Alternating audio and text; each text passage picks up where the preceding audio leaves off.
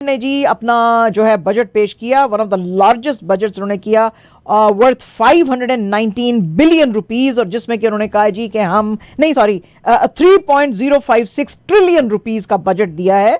और ये जो बजट था 2024-25 का ये प्रेजेंट किया था जो चीफ मिनिस्टर हैं मुराद अली शाह, उन्होंने इसके अंदर 30% जो हैं सैलरीज गवर्नमेंट एम्प्लॉयज़ की बढ़ाई गई हैं, लेकिन इसके अंदर बहुत सारा पैसा डेवलपमेंट के लिए भी रखा गया। डेवलपमेंट स्कीम्स के लिए 959 बिलियन रुपीज़ रखे हैं, which accounts for 31% of the outlay. इसके अलावा जो टोटल प्रोजेक्टेड रेवेन्यूज़ जो आएंगे 62% फेडरल ट्रांसफर से आएंगे, 22% प्रोविंशियल रिसीट्स जो हैं उनसे आएंगे। हेल्थ के लिए इन्होंने बहुत सारे पैसे रखे हैं इस दफ़ा 334 बिलियन, एजुकेशन के लिए 519 बिलियन, लोकल गवर्नमेंट के लिए 329 बिलियन, एग्रीकल्चर के लिए 58 बिलियन रुपीज़, एनर्जी के लिए 77 बिलियन रुपीज़, इरिगेशन के लिए 94 बिलियन रुपीज़, 86 बिलियन रुपीज़ रखे हैं वर्क्स एंड सर्विसेज के लिए, और प्लानिंग एंड डेवलपमेंट के लिए 30 बिलियन रुपीज़ उन्होंने रखे हैं। इसके अलावा उन्होंने कहा जी कि मिनिमम वेज जो है जो लोग कमाते हैं लो इनकम ग्रुप में उसको बढ़ाया जाएगा 37,000 से, उसका प्रपोजल इन्होंने पेश किया है। इन्होंने कहा जी कि 34.9 बिलियन जो है वो हम साइड पे रखा है ताकि जो गरीब लोग हैं उनके लिए जो इनिशिएटिव्स की लिए जाएंगे उनके लिए 116 बिलियन रुपीस जो हैं वो सब्सिडीज़ में दिए जाएंगे ताकि जो गरीब लोग हैं उनका फाइनेंशियल बर्डन ख़त्म किया जा सके। 25 बिलियन रुपीस हाउसिंग स्कीम्स के लिए है, और इसके अलावा सेफ एंड सिक्योर शेल्टर जो है उसके लिए ये सारे पैसे यूज़ होंगे। अब होंगे या नहीं, बहरहाल जी बजट तो बड़ा प्यारा किसी ने बनाया, बहुत ही ज़बरदस्त बजट बनाया, और इस पर अगर चलें तो वाह जी वाह क्या बात है, सिंध तो जन्नत बन जाए। लेकिन आपको पता ही है ये पैसे सबसे पहले जब आते हैं तो गाड़ियाँ आती हैं, फिर अच्छे घर आते हैं, फिर यूरोप के टूर्स आते हैं, उसके बाद अगर पैसे बच जाएं तो लोगों पे लग जाते हैं। ठीक है जी। अच्छा जनाब, इसी के साथ साथ आज पंजाब असेंबली के अंदर भी जो है पंजाब गवर्नमेंट ने भी अपना बजट दिया, तो पंजाब असेंबली के अंदर बेतहाशा जो है ऑपोजिशन ने शोर मचाया, और इन्होंने जो है अपना 5.45 ट्रिलियन रुपीस का जो है बजट दिया है फॉर 2024-25। इसके अंदर वो कहते हैं जी कि हमारा सरप्लस है 630 बिलियन का, और वो कहते हैं जी कि हमारा कोई भी प्लान नहीं है कि हम जो है एग्रीकल्चर के ऊपर टैक्स लगाएं या रियल एस्टेट पे लगाएं। हालांकि आईएमएफ ने इनको कहा था कि आप एग्रीकल्चर और रियल एस्टेट के ऊपर टैक्स लगाएं। उन्होंने कहा जी कि नहीं, हम इसी तरह इसको रखेंगे। पंजाब गवर्नमेंट जो है वो कलेक्ट करती है 1% स्टैम्प ड्यूटी और 1% कॉर्पोरेट जो फीस हैं on total DC value rate of property. उन्होंने कहा जी कि इसके अंदर कोई भी चेंजेस नहीं आएंगी, और खासतौर पर एग्रीकल्चर टैक्स जिसको आबियाना कहते हैं उसमें भी बिल्कुल कोई भी नहीं आएंगे। पंजाब फाइनेंस मिनिस्टर मुज्तबा शजूर रहमान जो है उन्होंने आज ये जो है बजट पेश किया था, और इन्होंने कहा जी कि हम डेवलपमेंट के लिए 842 बिलियन रुपीस रख रहे हैं, which is 28% increase from previous years 655 billion. इसके अलावा ह्यूज एलोकेशंस जो हैं हेल्थ और एजुकेशन और एग्रीकल्चर के लिए भी किया गया है। उसके अंदर बच्चों को लैपटॉप्स दिए जाएंगे, किसानों को किसान कार्ड दिया जाएगा जिसमें कि वो सस्ती जो यूरिया है और बाकी के जो बीज वगैरह हैं वो खरीद सकेंगे। रहमान ने कहा कि ये सारे का सारा रोड मैप जो है ये चीफ मिनिस्टर मरियम नवाज साहिबा ने सेटअप किया है, और उन्होंने फर्स्ट 100 डेज में ही कहा था कि हम इस तरह की स्कीम जो है वो चलाएंगे। और उन्होंने कहा जी कि ये बहुत बड़ी कामयाबी है पंजाब गवर्नमेंट की, क्योंकि ये बिल्कुल टैक्स फ्री बजट हम पेश कर रहे हैं, कोई हमने एक्स्ट्रा टैक्सेस नहीं लगाए, बल्कि हमारा बजट सरप्लस जो है वो शो कर रहा है। इसके साथ साथ बहुत बड़ी राहत जो है वो गरीब लोगों को आएगी, क्योंकि पंजाब गवर्नमेंट ने कहा है कि हम फ्री सोलर पैनल्स डिस्ट्रीब्यूट करेंगे उन तमाम कंज्यूमर्स के लिए जो 100 यूनिट बिजली मंथली जो है वो यूज़ करते हैं। तो ये बहुत बड़ी जो है सहूलत है जी। अगर वो सोलर पैनल उनको मिल जाएंगे तो ज़ीरो हो जाएगा उनका बिजली का bill, which is very very good news for them. PPP के साथ मुश्किलात ख़त्म करने के लिए जो वो कह रहे थे कि पंजाब की चीफ मिनिस्टर मरियम नवाज साहिबा के साथ हमारे जो हैं वो शुरू हुए हैं, उसके लिए राणा सनाउल्लाह जो कि प्राइम मिनिस्टर के एडवाइज़र एंड पॉलिटिकल अफेयर्स, उन्होंने कहा जी कि पीएमएलएन ईद उल अजहा के बाद पीपीपी के साथ जो है सारी बातचीत करेगी। और एक टीवी टीवी शो के अंदर वो ये बात कर रहे थे और उन्होंने कहा जी कि पीपीपी ने कुछ अपने कंसर्न जाहिर किए थे कि पंजाब की चीफ मिनिस्टर का गवर्नेंस स्टाइल ठीक नहीं है और वो हमारे साथ कोऑर्डिनेशन नहीं कर रही हैं। वो कह रहे हैं जी कि जो पहली मीटिंग हुई थी वो बड़े प्लेजेंट एटमॉस्फेयर में हुई थी और पीपीपी ने उसके अंदर कोई भी कंप्लेंट्स नहीं की, लेकिन उन्होंने सिर्फ ये कहा था कि जो पंजाब में पीपीपी के लोग हैं उनको डेवलपमेंट फंड्स जो हैं वो दिए जाएं, तो वो इक्वालिटी के साथ डिस्ट्रीब्यूट होने चाहिए, सबके एमएनएस को देने चाहिए। और उसके बाद उन्होंने कहा जी कि ईद के बाद जब हम इनके साथ मिलकर बैठेंगे, क्योंकि आपको पता ही है पीपीपी मेजर एल आए है इनकी गवर्नमेंट में पीएमएलएन की, तो वो कहते हैं जी उनको हम नाराज़ नहीं करें, उनके जितने भी प्रॉब्लम्स हैं हम सुनेंगे और उन सबको जो है सॉल्व करने की कोशिश करेंगे। अलबत्ता ये जो प्रॉब्लम्स तो मौलाना फजलुर रहमान साहब के साथ भी हैं, लेकिन उनका कोई जिक्र नहीं किया राना सनाउल्लाह ने। उन्होंने कहा नहीं, कोई बात नहीं है इसमें। लाहौर हाई कोर्ट के जो चीफ जस्टिस हैं मलिक शहजाद अहमद खान साहब, उन्होंने कहा जी कि मुझे लगता है कि जुडिशरी के अंदर जो इंटेलिजेंस एजेंसीज और जो इस्टेब्लिशमेंट का इंटरफेरेंस है वो बहुत जल्दी ख़त्म हो जाएगा। वो आज लाहौर हाई कोर्ट के चीफ जस्टिस मलिक शहजाद जो हैं आज एक सेरेमनी से एड्रेस कर रहे थे रिगार्डिंग जुडिशियल कॉम्प्लेक्स ई कोर्ट्स ओपनिंग, और उसके अंदर जो है ये बात कर रहे थे। उन्होंने कहा जी कि हमको पूरे फेथ के साथ इनके साथ लड़ने की ज़रूरत है। चीफ जस्टिस साहब ने कहा जी कि जो ये प्रपोजल थी वो ये आई थी जब हमारे पास, जो आपको पता ही हमने पूरी खबर सुनाई थी कि 6 जो थे सुप्रीम कोर्ट के जजेस, उन्होंने कहा था, सॉरी इस्लामाबाद हाई कोर्ट के जो जजेस थे उन्होंने चीफ जस्टिस ऑफ पाकिस्तान काजी फायज ईसा साहब को कहा था कि ये जो इंटेलिजेंस एजेंसीज हैं ये हमारे जुडिशल मैटर्स के अंदर बहुत ज़्यादा कर रही हैं, इंटरफेरेंस कर रही हैं, जिसके के अंदर जस्टिस मोहसिन अख्तर कियानी, बाबर सत्तार, अरबाब मोहम्मद ताहिर, तारिक जहांगीरी, सरदार एजाज खान और समन रिफत इम्तियाज़ जो थे वो शामिल थे। शहजाद साहब जो हैं he is one of the 3 जजेस जिनको अब प्रपोज किया जा रहा है कि सुप्रीम कोर्ट के जज के लेवल पे इनको जो है वो प्रमोट किया जाएगा। इनके पास बेइंतहा एक्सपीरियंस है। उन्होंने कहा जी कि हम ये सारी चीज़ें सॉल्व कर सकती हैं कि अगर हमारे दिलों में खुदा का खौफ होए और जो है हर बंदा अपने अदारे के अंदर काम करे। और ये जो इन जजेस ने इस्लामाबाद हाई कोर्ट के मार्च 25 को ये जो लेटर लिखा था सुप्रीम कोर्ट को, उसके ऊपर हम जो है बातचीत यानी कंसर्न के साथ, यानी क्या बोल सकते हैं, सीरियसली उसके ऊपर हम बात करेंगे। कश्मीरी पोइट अहमद फराद साहब, जिनके बारे में बड़े दिनों से कुछ पता नहीं चल रहा था, कहाँ हैं, ये हैं वो हैं, और फिर बाद में पता चला था कि आज़ाद जम्मू और कश्मीर की पुलिस उनको पकड़ के ले गई थी, उनको आज बेल दी गई है। जो आज़ाद जम्मू और कश्मीर की हाई कोर्ट है उन्होंने ये अप्रूव किया है after weeks of arrest by Azad Jammu and Kashmir police. और उन्होंने कहा जी कि आप एक श्योरिटी बॉन्ड ऑफ 200,000 रुपीज़ जो है वो भरें। इससे पहले इस्लामाबाद हाई कोर्ट ने अर्लियर दिस वीक इनके अरेस्ट को इलीगल कहा था और इनको कहा था कि ये मिसिंग पर्सनस में कंसिडर किए जाएंगे अगर ये घर वापस ना आए। इनकी वाइफ ने कहा था कि ये इनके घर से एलिजिडली उठा लिया था मई 15 को और उसके बाद इनका कुछ पता नहीं था। और एक FIR जो थी इनकी डिसअपीयरेंस की रजिस्टर की गई थी एट लोहे बार पुलिस स्टेशन इन इस्लामाबाद, और इनको जो है अरेस्ट किया था पुलिस स्टेशन धीरकोट कश्मीर में, और ये वांटेड थे सदर पुलिस स्टेशन मुजफ्फराबाद के अंदर भी फॉर केसेस ऑफ टेररिज्म। अब एक पोइट कैसे टेररिस्ट है कुछ पता नहीं है, लेकिन बहरहाल जी टेररिज्म के लिए। तो इस्लामाबाद हाई कोर्ट ने कहा था कि इसको क्योंकि जो इंस्टीट्यूशंस कंसर्न्ड हैं they have failed to recover him, तो इसलिए इनको मिसिंग पर्सन में कंसिडर किया जाएगा और इनके अरेस्ट को इलीगल माना जाएगा। जिसके के ऊपर जो अटॉर्नी जनरल ऑफ पाकिस्तान थे उन्होंने कहा था कि नहीं, हम बताएंगे कि ये कहाँ पे हैं, और फिर पता चला था कि इनको आज़ाद जम्मू और कश्मीर की पुलिस ने उठाया था। ये है। अच्छा जनाब, पाकिस्तान की कोई अच्छी खबर भी सुना दी है तो आज 2 अच्छी खबरें हैं पाकिस्तान की। एक तो सबसे बड़ी खबर ये है कि गूगल को जो बड़े अरसे से पिछले 3-4 साल से जो रिक्वेस्ट की जा रही थी कि भाई तुसी पाकिस्तान आओ, साढ़े बच्चे भी बड़े लैक ने, इतने आके कोई अपना सिस्टम सेटअप करो, गूगल ने फाइनली आफ्टर 3 ईयर्स ये एग्री किया है कि ये पाकिस्तान में आके जो हैं बहुत सारे एरियाज़ को जो है एक्सप्लोर करेगा, क्योंकि इनको पता चला है कि जी पाकिस्तान में बच्चे जो हैं बड़े लैक हैं। ख़ास तौर पे जो है एजुकेशन और टेक्नोलॉजी के फील्ड के अंदर। Federal minister for education and vocational training जो है वो आज उसकी डिटेल दे रहे थे और उन्होंने कहा कि ये बड़ी खुशी की खबर है कि गूगल जो है पाकिस्तान का दौरा करने के लिए तैयार हो गई है और जो खास तौर पे बच्चे स्कूल से बाहर हैं उनको कैसे पढ़ाया जा सकता है और पाकिस्तान को डिजिटल पाकिस्तान की तरफ कैसे लेके जाया जा सकता है और इसके अंदर कौन कौन से स्टेक होल्डर्स जो हैं इन्वॉल्व हैं जो टेक्नोलॉजी को और टेक्निकल सॉल्यूशंस को बढ़ावा दे सकते हैं, इन तमाम की स्टडी के लिए जुजल पाकिस्तान में आएगी। यानी कि उसके ऑफिशियल्स यहां पे आएंगे, दौरा करेंगे और फिर उसके ऊपर मन बनाएंगे। तो हम दुआ करते हैं कि जुजल अपना एक ऑफिस भी पाकिस्तान में खोले।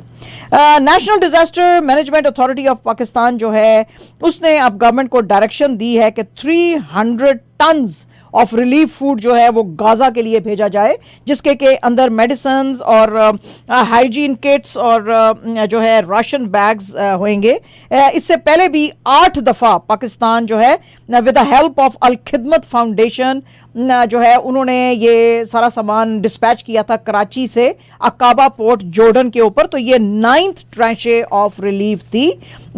इसको सारी की सारी चीज़ को जो है जॉर्डन में जो है वो उतारेंगे एनडीएमए के ही ऑफिशियल्स जो हैं। इससे पहले जो 8 रिलीफ कंसाइनमेंट्स भेजी गई थी उसके अंदर special tents, blanket, surgical supplies, medicine, women's hygiene kits, ration bags to protect against extreme weather, ये सारा कुछ जो था ये भेजा गया था। लेकिन इसके साथ अफसोस की खबर ये है कि चीज़ें तो भेज रहे हैं और भी बहुत सारे मुल्क, लेकिन food supplies to southern Gaza जो है उसको चूंकि इजराइल कॉन्स्टेंटली उसकी मिलिट्री अटैक कर रही है तो बहुत ज़्यादा वो पहुंच नहीं पा रहा है, उसको नुकसान पहुंच रहा है, गाजा में नहीं जा सक रहा है और बहुत ही पब्लिक हेल्थ क्राइसिस वहाँ पे शुरू हो गया है। सीनियर यूनाइटेड नेशंस ऑफिशियल ने ये आज बताया। उन्होंने कहा जी कि ये जो मेन रास्ता था जो कि इजिप्ट से होके जाता था उसको बंद कर दिया गया, यानी वो बंद हो गया है। और इसके अलावा इजराइल ने जो रफा के इलाके में बहुत ज़्यादा अपनी अब बढ़ा दी हैं मिलिट्री जो ऑफेंसिव, तो उसकी वजह से काफ़ी प्रॉब्लम है। आज यूएस ने, बड़ी हैरत की बात है कि आज अनाउंस किया है कि एक जो इजरायली SAV-9 ग्रुप है उसको सैंक्शंस उसके ऊपर इंपोज किए हैं क्योंकि ये जो सारे के सारे ह्यूमैनिटेरियन एड कॉन्वॉयज जो पाकिस्तान से और बाकी मुल्कों से जा रहे थे उनको ये टारगेट कर रहे थे और बर्बाद कर रहे थे और जाने नहीं दे रहे थे। तो उसके ऊपर जो है आज यूएस ने सैंक्शंस लगाई हैं। उन्होंने कहा जी कि इन्होंने ना सिर्फ वो फूड और ह्यूमैनिटेरियन एड जो है उसको ब्लॉक किया बल्कि लोगों को हरास किया और जो शिपमेंट्स थे उनको डैमेज किया। तो अब इसको किस नज़र से इजराइल देखेगा वो तो आने वाले दिनों में ही पता चलेगा। दिल्ली के जो लेफ्टिनेंट गवर्नर हैं जी विनायक कुमार सक्सेना, मुझे लग रहा है कि वो भी पाकिस्तान से काफ़ी इम्प्रेस हो गए हैं। One of the biggest intellectuals जो हैं इंडिया की, अगर आपने नाम सुना होगा अरुंधति रॉय, जिन्होंने कि बड़ी मशहूर ज़माना नावल लिखी थी एक लॉर्ड ऑफ फ्लाइज, अगर आपने पढ़ी हुई है, और भी बेशुमार ये आर्टिकल्स लिखती हैं और बड़ी सही इंटेलेक्चुअल है, ये बहुत बड़ी इंटेलेक्चुअल हैं ये। इनके ऊपर और जो शेख शौकत हुसैन है farmer professor at central university of Kashmir, उनके ऊपर under section 45 of unlawful activities prevention act sanction किया है कि इनको प्रोसिक्यूट करें। ये एक एफआईआर थी जो कि इनके खिलाफ 2010 में लिखी गई थी जिसमें कि कहा गया था कि इन्होंने बहुत ही प्रोवोकेटिव स्पीचेस की थी। और पहले तो जो लेफ्टिनेंट गवर्नर साहब हैं अक्टूबर में लास्ट ईयर उन्होंने कहा था कि इनको अंडर आईपीसी सेक्शंस जो है सैंक्शन किया था और पकड़े इसको, लेकिन आज तो उन्होंने ये जो यूएपीए का एक्ट इन्वोक किया है ये बड़ा ही खतरनाक हो सकता है।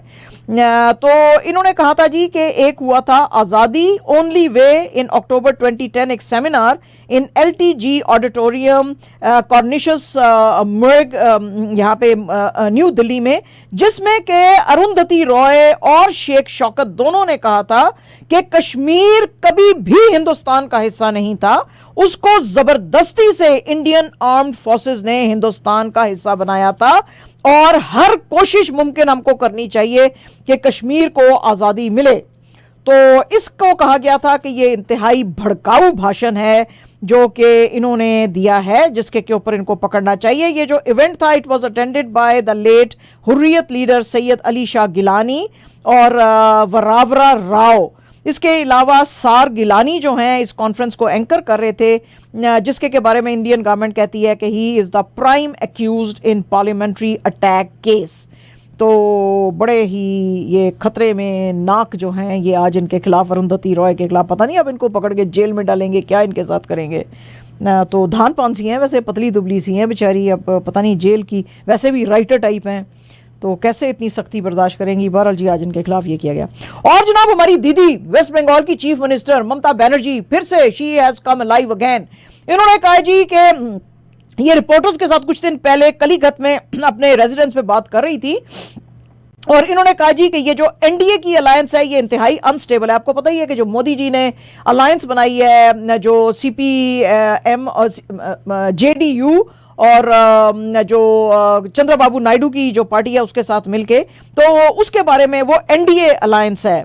तो उसके बारे में कहा कि ये एनडीए अलायंस बड़ी अनस्टेबल है और इंडिया ब्लॉक जो कि इन्होंने कांग्रेस के साथ मिलकर बनाई है, उसके बारे में कहा कि वो जल्द ही मुल्क में जो है चीज़ों को टेक ओवर करेगी। और वो उन्होंने कहा जी कि अभी तो शायद खैर आपको इंडिया अलायंस जो है वो इतनी आगे जाते हुए नज़र नहीं आ रही, लेकिन मैं आपको बता दूं कि बीजेपी के अंदर भी बहुत सारे एमपीज़ हैं जो उनसे खुश नहीं हैं। तो अब मुझे पता नहीं है कि कैसे और कितने दिन इनकी गवर्नमेंट चलेगी। और बीजेपी के साथ जो अलायंस में एनडीए में लोग हैं वो बहुत सारे उनके डिमांड्स हैं, लेकिन जो लोग इंडिया अलायंस में हैं उनके कोई डिमांड नहीं है। वो सिर्फ ये चाहते हैं कि पीपल्स वेलफेयर होना चाहिए और उसके लिए पैसे हमको मिलने चाहिए। उन्होंने आज ये भी बात की, उन्होंने कहा जी कि हम वेट और वॉच की सिचुएशन में हैं, तो हम देखेंगे कि मोदी जी की गवर्नमेंट कितने दिन चलेगी। जब उन्होंने जर्नलिस्टों ने जोर दिया तो उन्होंने कहा जी मैं ज्योतिषी नहीं हूं जो मैं आपको बता सकूं, बहरहाल ये ज्यादा चलेगी नहीं, 15 दिन भी चल सकती है, उससे ज्यादा भी चल सकती है, लेकिन ये चलेगी ज्यादा नहीं। उन्होंने कहा ये बिल्कुल वैसे ही है कि जैसे कि मोदी जी ने कहा था कि हम तो जी 2/3 मेजोरिटी लेंगे, लेकिन फिर एंड में हुआ क्या, 240 सीट्स जो है ये जीत सके हैं। और जो है ये उसके बाद मोदी जी में अगर थोड़ी सी भी अगर करेज होती तो उनको अपनी ये प्राइम मिनिस्टर का जो पोस्ट था उसको छोड़ देना चाहिए था और किसी और को पार्टी में कहना चाहिए था कि तुम आके ये पोस्ट जो है अब संभालो, लेकिन उन्होंने ऐसा नहीं किया। और इनकी जो पार्टी है वो पॉलिटिकल पार्टी, उसके बारे में भी उन्होंने पॉलिटिकल पार्टीज के बारे में कहा था कि हम तुमको तोड़ देंगे। तो मैं उनको बताना चाहती हूँ कि आपकी खुद की पार्टी में लोग खुश नहीं है तो अपनी पार्टी का आप खैर मनाओ, दूसरों की पार्टी को तोड़ने को छोड़ो। तो आज दीदी हमारी फिर भड़क गई बहुत ज्यादा। और जनाब कार्तिक आर्यन की फिल्म चंदू चैंपियन आज आ गई है और दुनिया सारी पागल हो रही है इस फिल्म के पीछे के वाह वाह वाह आर्यन साहब क्या एक्टिंग आपने की है। ना सिर्फ लोग बल्कि बहुत सारे जो बॉलीवुड के सेलिब्रिटीज हैं उन्होंने भी आज कार्तिक आर्यन को बेतहाशा जो है वो मुबारकबाद दी कि जबरदस्त इसने एक्टिंग की है। सुनील शेट्टी जो है उन्होंने अपने एक्स पे लिखा कि film shines all the way. Kabir Khan ने जिन्होंने कि ये फिल्म बनाई है उसने एक्सेल किया है फिर से एक बार और उन्होंने कहा जी कि कार्तिक की इंतहाई इंस्पायरिंग परफॉर्मेंस थी। मुकेश छाबड़ा ने गजब की इसके अंदर कास्टिंग की है और बड़ा ही आइडियल अंसॉम्बल जो है इस फिल्म के लिए लेकर आए हैं। इसके अलावा उन्होंने मुबारकबाद दी है साजिद नाडीडवाला को। उन्होंने कहा कि इतनी मोटिवेशनल फिल्म को बैक करने के लिए आपको मुबारकबाद देता हूं और this movie is champions all the way. Film जो है वो एक बायोपिक है जो कि मुरलीकांत पटकर के ऊपर बनाई गई थी जो कि हिंदुस्तान के पहले पैरालंपिक गोल्ड मेडलिस्ट थे। वो पैदा हुए थे नवंबर 1 1944 को महाराष्ट्र में और जो है बहुत सारी उन्होंने मुश्किलें जो थी वो फेस की थी क्योंकि 100% वो उनका जो दिमागी संतुलन है वो ठीक नहीं था, लेकिन अपनी जो स्पोर्ट्स थी उसके अंदर बहुत एक्सेल करते थे जैसे कि रेसलिंग और हॉकी। और फिर उन्होंने हिस्ट्री बनाई थी जब उन्होंने पैरालंपिक गोल्ड मेडल जीता था। तो इस मूवी में कार्तिक जो है उसके लिए भी बड़ी बात है क्योंकि पहली दफ़ा वो कबीर खान के साथ जो है वो कर रहा है कोलैबोरेशन, क्योंकि आपको पता है कबीर खान ये टाइगर टाइप फिल्में बनाते हैं सलू भाई के साथ, तो इस दफ़ा उन्होंने ये दूसरी ज़रा डिफरेंट बनाई। मुकेश कुमार सिंह की जो फिल्म है आने वाली कन्नापा, इसके ऊपर भी जो आज ट्रेलर आया उसके ऊपर लोग जो हैं दे आर गोइंग गा गा बिकॉज इसके अंदर जो विष्णु मंचू जो हैं वो दिखाए गए हैं लॉर्ड शिवा के डिवोटी के रूप में। और ये जो ट्रेलर जब आज रिलीज किया गया हैदराबाद में तो लोगों ने दे वर वेरी थ्रिल्ड क्योंकि इसके अंदर बड़े बड़े सितारे जो हैं वो नजर आए जैसे कि साउथ के बड़े सितारे मोहन बाबू एंड काजल अग्रवाल और मोहन लाल और प्रभास, लेकिन उसके साथ साथ हमारे अक्षय कुमार साहब भी देखे जा सकते हैं। और जनाब सुधा कंगारा जो हैं वो भी अपनी डिक्टेटोरियल फिल्म लेकर डायरेक्टोरियल फिल्म लेकर आ रहे हैं, सर फिरा, हम कहते हैं सर फिरा, और वो कहते हैं सरफिरा। इसके अंदर भी आपको नजर आएंगे अक्षय कुमार साहब, और देखे जा रहे हैं बड़ी ही इनकी रगड़ सी लुक है, स्टबल बियर्ड है, ग्लासेस पहने हुए हैं, आसमान की तरफ किसी तैयारे की तरफ ये देख रहे हैं। तो इसके ऊपर भी फैंस जो हैं आज बहुत ज़्यादा एक्साइटेड हो गए हैं। सुधा साहब जो हैं वो अब अपनी जो इनकी फिल्म थी एज अ डायरेक्टर 2020 में तमिल मूवी सूरा राय पत्रू, उसके ऊपर ये बेस है और ये बना रहे हैं GR गोपीनाथ के memoir simply fly a Deccan odyssey. उसमें अक्षय कुमार को इन्होंने कास्ट किया है, जो कि जो इनकी जो लेगेसी थी गोपीनाथ साहब की कि एक लो कॉस्ट एयरलाइन बनाई जाए जो कि गरीब लोग भी अफोर्ड कर सकें, उसके ऊपर है। तो ये इसको रिक्रिएट किया जा रहा है अब हिंदी वर्जन के अंदर। और जनाब एक अच्छी खबर आपको पाकिस्तान की सुना दें, उसके बाद फिर दुख की बहुत सारी खबरें हैं। पाकिस्तान ने क्वालिफाई किया सेमीफाइनल्स के लिए आफ्टर डिफीटिंग इंडिया। किस में? क्रिकेट में नहीं, एशियन टीम स्क्वॉश चैंपियनशिप में 2-1 से इन्होंने हराया इंडियन टीम को, डालिया चाइना में, और सेमीज के लिए इन्होंने किया। पाकिस्तान के आसिम खान जो हैं उन्होंने अपनी टीम को लीड करते हुए 3-0 से फिनिश किया अगेंस्ट राहुल बेटा टीम। पाकिस्तान जो है उसने पहले फेस किया था हांगकांग को, अब नहीं फेस करेगा हांगकांग को जिसने ऑलरेडी डिफीट किया ईरान को। बड़ी उसकी जबरदस्त टीम है और ये मैच जो है ये कल होने वाला है। पाकिस्तान ने अपने ग्रुप सी में टॉप किया है, अनबीटन रहा है अभी तक पाकिस्तान, क्योंकि पाकिस्तान ने अपने तमाम मैचेस जीते हैं। इनका पहला मैच था साउथ कोरिया और चाइना के टाइपी के साथ, और फिर चाइना के साथ सबको इन्होंने हराया। टाइपी को 3-0 से, साउथ कोरिया को 2-1 से और चाइना को 3-0 से, और फिर आज इंडिया को हराया। तो अब ये सेमीज में चले गए हैं। तो चलो जनाब, कोई तो अच्छी खबर है। और जनाब कल जो हम जब बात कर रहे थे रात को, तो अफगानिस्तान पप्पुओं के साथ खेल रहा था। ये जो हम आपको बता रहे थे PNG पपुआ न्यू गिनी, उनके साथ उनको 7 विकेट से ट्रिनिडाड में इन्होंने हराया और सुपर 8 में ये पहुंच गए हैं ऑफ T20 वर्ल्ड कप। इसके साथ ही जो न्यूजीलैंड के आगे जाने के जो ख्वाब थे वो शटर हो चुके हैं। अफगानिस्तान के फजलुल हक फारूकी ने 3 विकेट्स ली फॉर 16 रन्स। अफगान बॉलर्स जो हैं उन्होंने न्यूजीलैंड जो है उसको भी इससे पहले जो था हराया था, और इन्होंने ये इनका 3rd टाइम है कि किसी भी मैच में इन्होंने 2 फिगर से जाने आगे नहीं दिया किसी भी टीम को। इसी तरह ये PNG को भी इन्होंने 95 रन्स पे आउट किया। गुलबदीन नायब जो है उन्होंने 49 रन्स बनाए ऑफ 36 बॉल्स, और इनका जो टारगेट था ये रीच कर गए थे बड़े इजीली। इन्होंने 101 बनाए for 3 and with in 16 overs. Afghanistan के स्किपर राशिद खान जो है उन्होंने टॉस विन किया था and he chose to bowl. Farooqi ने जो 2 विकेट्स ली थी वो अपने ही पहले ओवर के अंदर ले ली थी। एज अ रिजल्ट जो है अफगानिस्तान अब अपने जो प्रोग्रेस कर रहा है from group C with West Indies to meet in final robin round match in Saint Lucia on Monday. Pakistan और आयरलैंड और कनाडा जो हैं जी वो एलिमिनेट हो गए हैं अब T20 वर्ल्ड कप 2024 से, और उसकी वजह यह है कि आज जो USA और आयरलैंड का मैच था लॉडरहिल फ्लोरिडा के अंदर, वो रेन की वजह से बिल्कुल वॉश आउट हो गया, और इसलिए अब ये सुपर 8 में नहीं हैं। सुपर 8 के अंदर गए हैं हिंदुस्तान क्योंकि उसके पास हैं 6 नंबर, USA 5 नंबर के साथ, ऑस्ट्रेलिया 6 नंबर के साथ, स्कॉटलैंड 5 नंबर के साथ, अफगानिस्तान 6 नंबर के साथ, वेस्ट इंडीज 6 नंबर के साथ यानी कि 6 पॉइंट्स के साथ, साउथ अफ्रीका 6 पॉइंट्स के साथ, और बांग्लादेश 4 पॉइंट्स के साथ। आज जो मैचेस होंगे जनाब, साउथ अफ्रीका वर्सेस नेपाल और न्यूजीलैंड वर्सेस युगांडा जो अभी शुरू होंगे, तो हम आपको दिखाएंगे।